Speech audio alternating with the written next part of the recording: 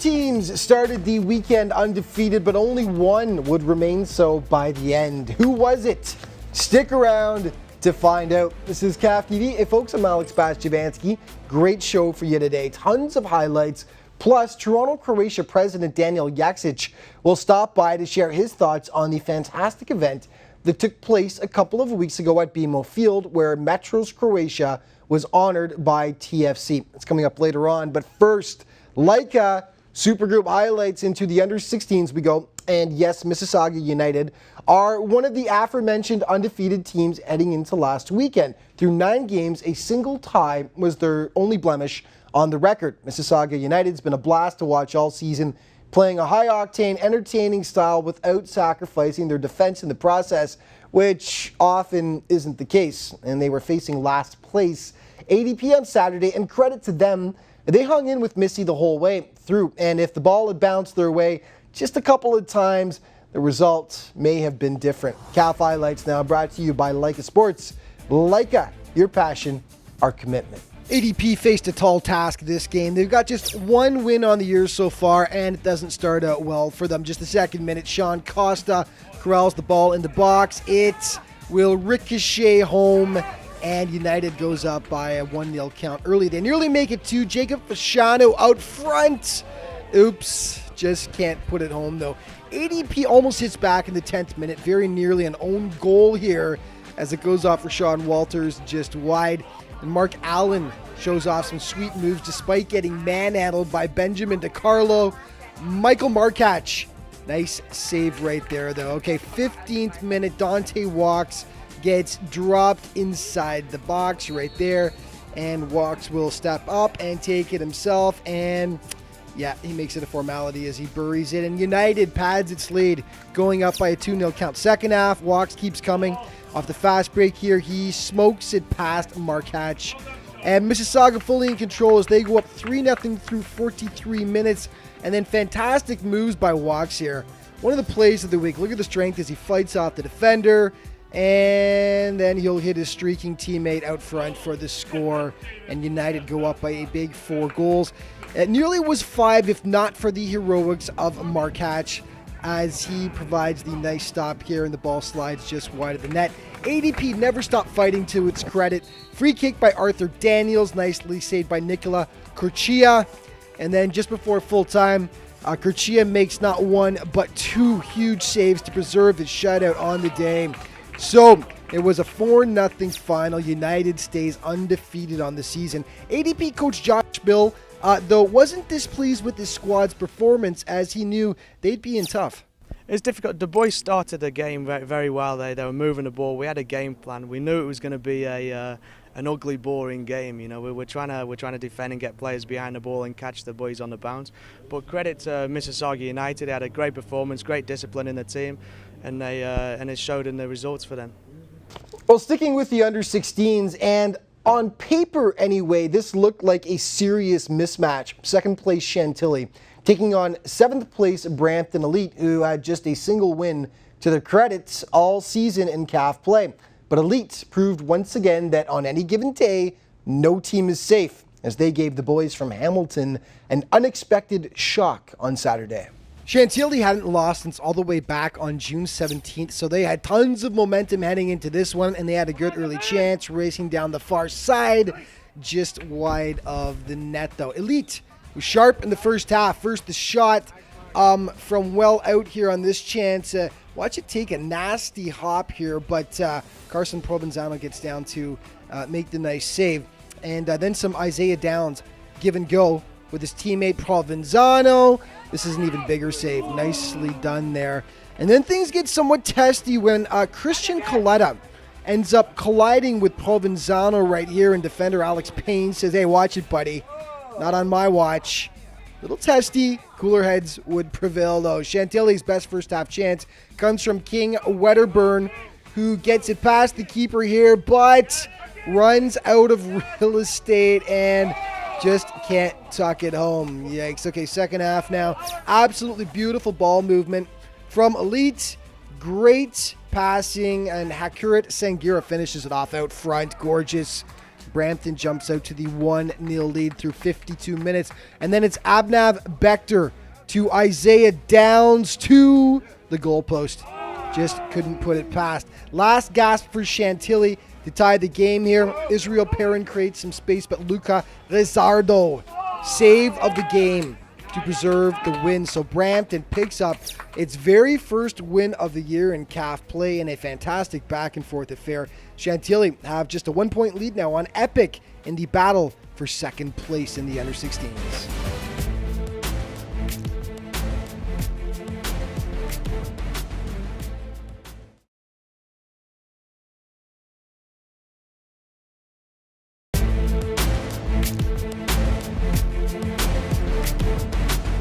Welcome back to CAF TV. Well, one more from the under-16s, and aside from Mississauga, Pace FC has been the division's hottest team over the last 2 months. Sure, they lost to United 2 weeks ago, but aside from that, Pace hadn't lost since all the way back on June 18th. Saturday, they hit the pitch with a squad hot on their heels in the standings, Future, and the two squads produced one of the better games of the year so far.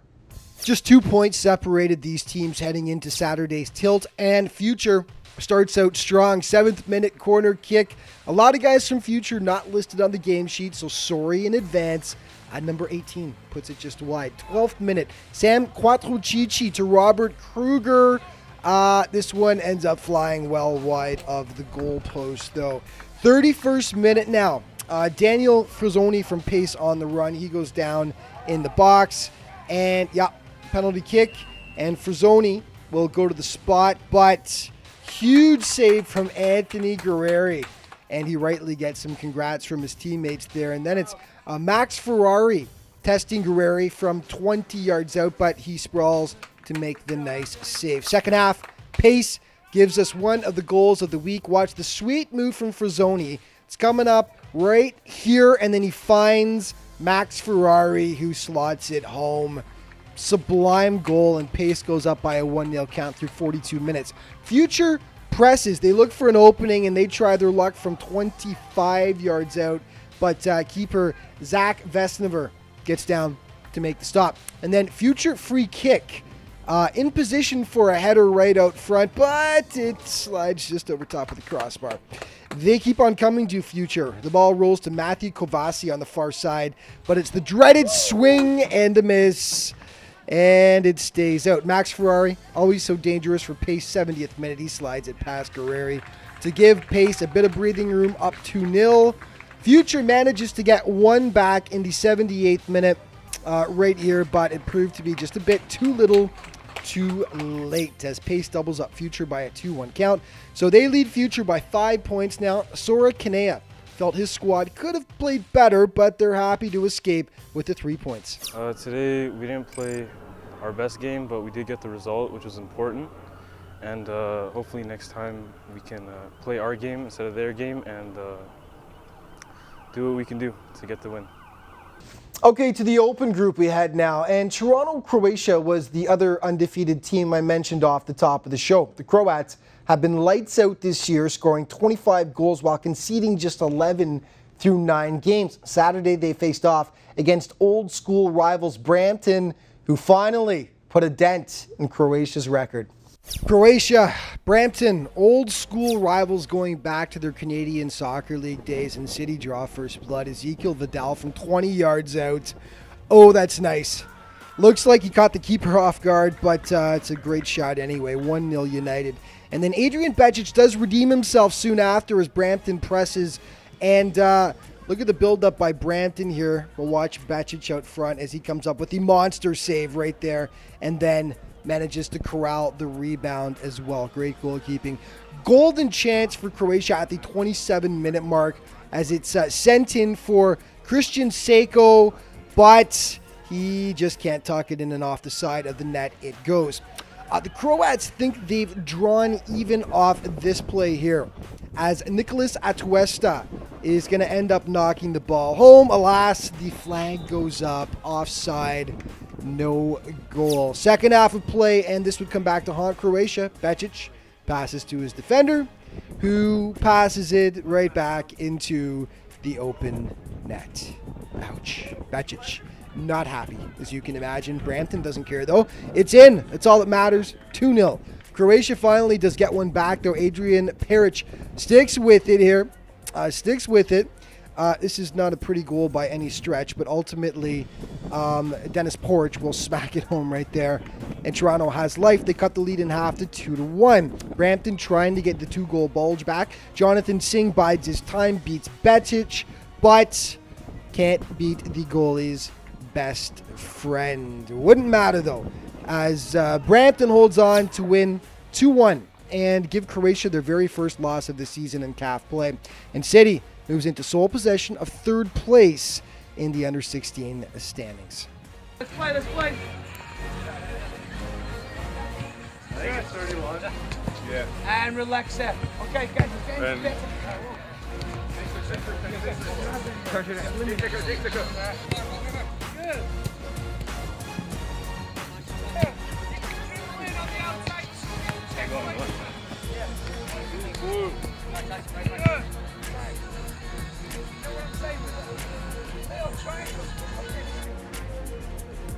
What number?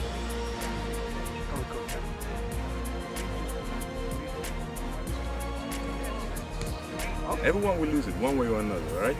But guys, when we lose it, give us 100%, the hard work to get it back, okay? That's what we want to see. If you lose it, put in the effort to get it back, okay?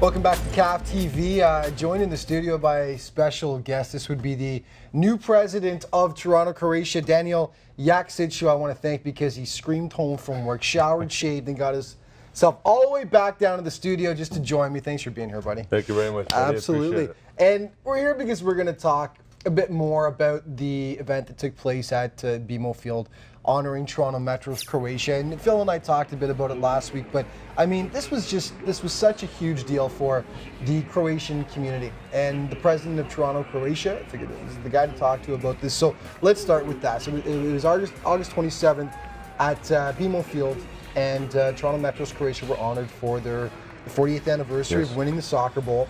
But before we do that, it wasn't even just that night, though. There was a big lead up to this with a bunch of stuff that was going on. And just tell us about what some of that stuff was. Yeah, I mean, when you look at it, the overall experience of this, and I was in contact with Christina Fercek from TFC, where they wanted to do a heritage night for us as well. And it was actually even nicer when Bill Manning had sent me an email that they were doing a dinner honor the Metro's team on the Friday night previous to the Saturday night, and I had a chance to go up there. I was invited, and it was actually nice. They had a nice presentation from TFC. You had whoever was there from the '76 team. They had flied in Grnja in from Croatia, Cukan as well. To sit there and to see and the way they talked and the presentation, how they did, to see the old trophy, to see the old Grnja shirt. And transformed. Which he was wearing when he came out there, which was great, yeah. And it transformed later into the Blizzard as it went on. Of course. And just to get the whole history of what it was, I mean, again, goosebumps now when I talk about it. And my wife. And was you and with I me. weren't. I was going to point this out. Him and I think I was alive. Were you alive? I was a year old. Okay, I was a year and a half. We were youngsters, so this obviously didn't register with us back in '76.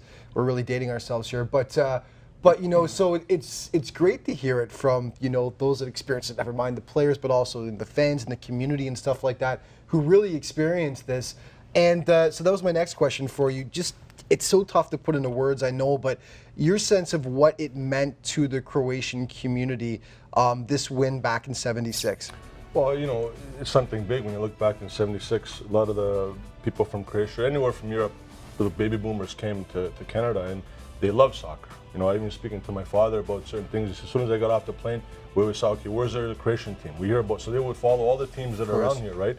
And to see and to experience, to see the love of the game. The Croatians are very passionate about their game, and I remember even Joe had mentioned at the last meeting. Right. They're very passionate, and to follow a name. I mean, Toronto Croatia has been around now. It's celebrating its 60th anniversary as well. Of course. And you have some really good players there, and just to be part of that, where we were little kids. Majority weren't even born.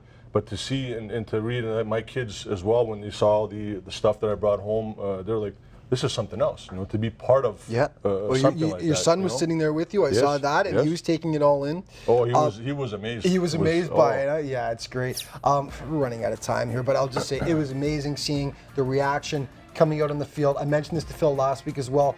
Amazing job by TFC. I was so impressed as well by the TFC fans. Most of them, a lot of them anyway, not born in '76, who stayed in their seats and actually, the reaction they gave to the team was absolutely incredible. We're going to move on to just a couple of other things real quick. Aside to say, it was absolutely incredible that night. Yes. We saw the highlights. You guys suffered your first loss in CAF action on Saturday. But aside from that, I know he doesn't really want to talk about that game because he's not happy with the way it went. But aside from that, is it safe to say you're happy with the way things have gone in your first year in the Open Group, Toronto, Croatia? Yes, it is. I mean, stepping in as the new president, in Toronto, Croatia, being in the Canadian Soccer League, felt that we had to maybe step back a little bit and take a different avenue, and gear everything towards. How would I say it, the youth generation here. I mean, it's nice when they bring the international players in to watch them play soccer is great. Don't get me wrong, but we have to emphasize a lot of stuff on the players here. More local guys this year. Yes, I mean, doors open to everybody. And I say like the youngest players we have are 15 years old, 2 twins. We monitor every training, what they do. From when they started to now, they learn from the older players. A lot of our guys are 18 to 19. We do have a few veteran players, internationals that are helping out. I can't say nothing better than my coach Josip Kiran, who's doing a great job.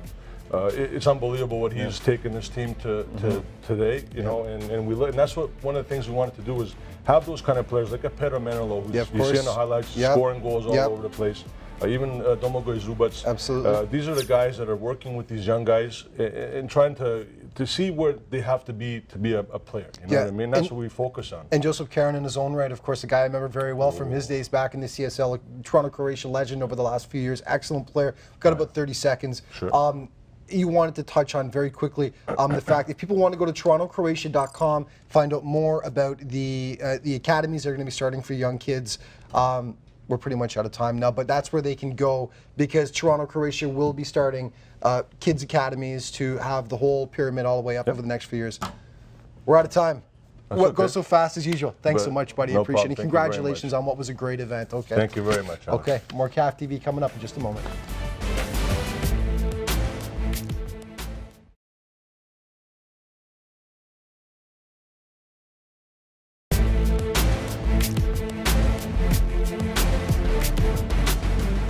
Welcome back to CAF TV. So whatever Toronto Atomic has been snacking on over the last month, I want in on it. Atomic started the season on a real low, not picking up their first win until July 17th. Since then, though, they've been lights out, running the table over their last 5 games. That's vaulted Toronto into second place overall, and they continue to roll Saturday against BSC. With the win here, Atomic could move into a tie for first with Croatia. Unthinkable just a month ago. A BSC gets the first good chance. Camilo Veloza strikes it from 18 yards out. Easily handled by the Atomic keeper, though. Quick ball movement here by Atomic. So quick that our videographer couldn't catch up, unfortunately. Not even sure who got it. Apparently it was a heck of a shot from 15 yards out, though.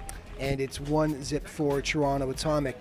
BSC knots it up, though. It's Veloza exacting his revenge this time as he blasts it home. And it's all knotted up at 1 apiece. And then sweet ball movement by Atomic here again as they weave in and out of BSC. Dario Brezak ultimately will collect the ball, get a nice little deflection here as well. And in it goes. Toronto back on top by a 2-1 count. Once again, though, BSC bounces right back. Maxime Dorneval saunters in, tucks it into the far corner, and BSC evens it up again. It is a 2-1 game. How Atomic doesn't score here is anyone's guess. It's right there, served up on a silver platter. They just can't tuck the ball home, though. Ouch. Second half now, another great atomic chance as they let fly from well out here. Fantastic stop, though, by the BSC keeper. In the 60th minute, they do break through. Brezak collects the long ball from the keeper. He will slot it home, and that was all she wrote in this one as Atomic holds on for the 3-2 win. What a turn of events for them. After losing their first 5 games of the season, they've now won 6 straight, and they sit in a tie for first with Toronto, Croatia. Okay, one more game to cover in the open group. It's Epic against Supernova.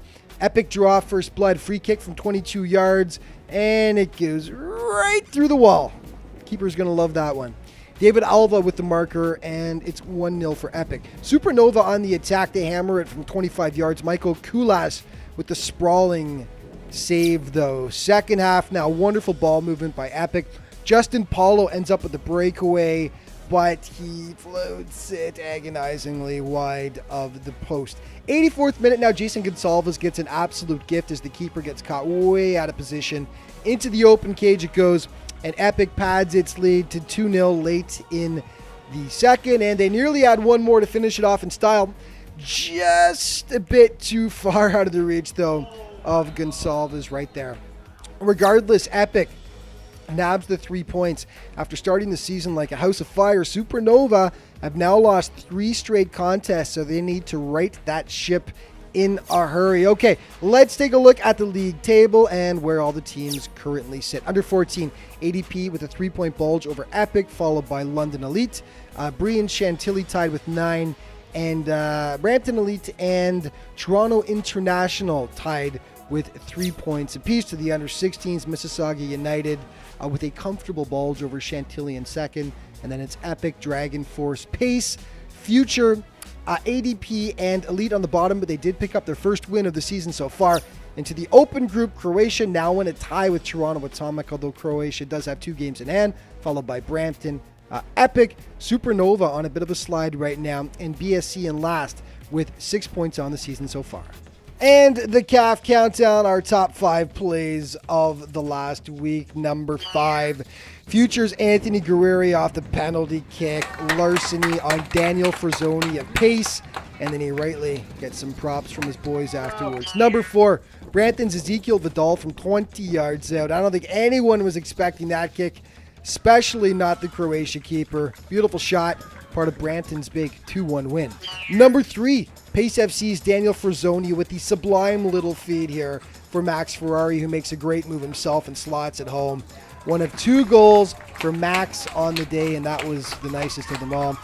Number 2, a true team effort here by Brampton Elite. Everyone gets involved, and ultimately it's Hakurit Sangura finishing it off, and that proved to be the game winner and a huge Elite win over Chantilly. And number 1, watch Dante Walks just go to work here. The strength there, the sweet little move here, and then the beautiful feed for his teammate out front. Great work. And that is our CAF play of the week. And that is it for this week. Just remember, though, you can always keep up on all things with the league. CAFsoccer.com is the website, at CAF_football on Twitter, and Canadian Academy of Football on Facebook. Thanks so much for watching, folks. See you next week.